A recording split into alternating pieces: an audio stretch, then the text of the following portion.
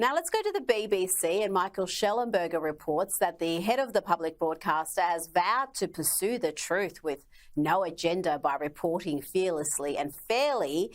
But as Shellenberger points out, that is simply untrue when it comes to so-called gender-affirming care, where inconvenient facts have been consistently suppressed. He makes an excellent point there, because it's not just how they report things, but what they choose to ignore. And there has been so much that has come out in that area where the BBC has just ignored inconvenient facts. Yes, well, of course, there's precedent at the BBC on this. The BBC's own inquiry some years ago found that their reporting on immigration had been off for some years. They were completely correct on that. And Shellenberger is completely correct on this occasion. As you say, Rita, the issue with a broadcaster like the BBC is not just what they say, but what they choose to report, what they choose to make into headline news. Maybe I've missed it. I don't follow the BBC that closely anymore. It's one way to live a happier life. But I don't think I've seen or heard of headline news on the BBC about what so-called gender-affirming care consists of. I don't think they've shown footage of flayed limbs and mutilated arms and much more.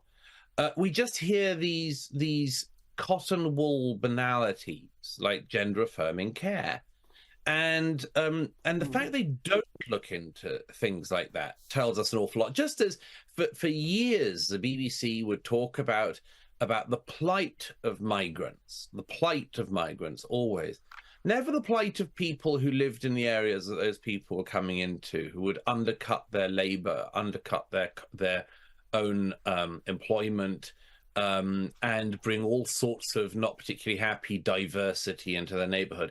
It was never that. And so, yes, Shellenberger is completely right. This is a problem of public broadcasters, unfortunately. They're very, very susceptible to groupthink, and they loathe outsider opinion. Well, it's very true for our public broadcaster as well. And on the BBC, I want you to watch this exchange between the President of Guyana, Dr. Irfaan Ali, and BBC journalist Stephen Sakou.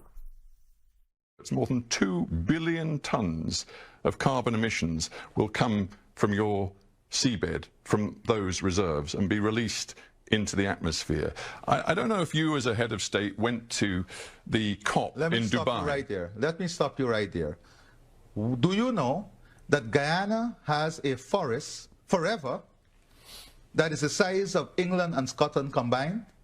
A forest that stores 19.5 gigatons of carbon, a forest that we have kept alive, a forest that we have kept alive. Does that give you the right? Does that give you the right to release all of this carbon? Does that give you the right to lecture us on climate change? I am going to lecture you on climate change. Douglas, the whole thing was superbly entertaining and illuminating, but fancy giving a smug global warming lecture to the president who's leading a country with the fastest growing economy in the world. Yeah, I've been interviewed by Stephen Sakou in the past myself, and that's his manner. Is this endlessly tedious, aloof BBC sort of manner, and they sort of always think they're really doing brilliantly. Guys like him at probing, and in actual fact, as on this occasion, they're actually very boring, and they're not getting to the facts at all.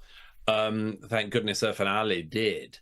It's a very telling exchange, and I'm pleased it went viral this week. But it's a telling exchange for several reasons. But the most important is the presumption that underlies the BBC interviewer's question. The presumption that we, with our COP climate summits, all know what's best, and that you have to just get on board with it. You have to fly to the COP summits, do your duty, and fly back and do what you're told. And here is something that completely breaks that narrative.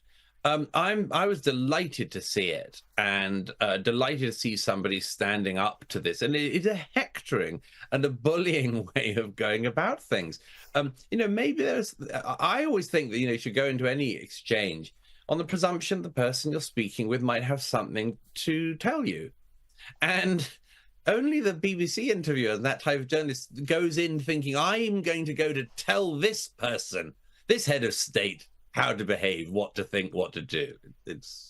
I'm glad it ended. Oh, yeah, if you watch the introduction to the interview that he gives, you know what angle he's going to take. He's wondering whether this enormous oil reserves is a blessing or a curse. I mean, this is a poor South American country. Guess what it is? It's an enormous blessing is what it is.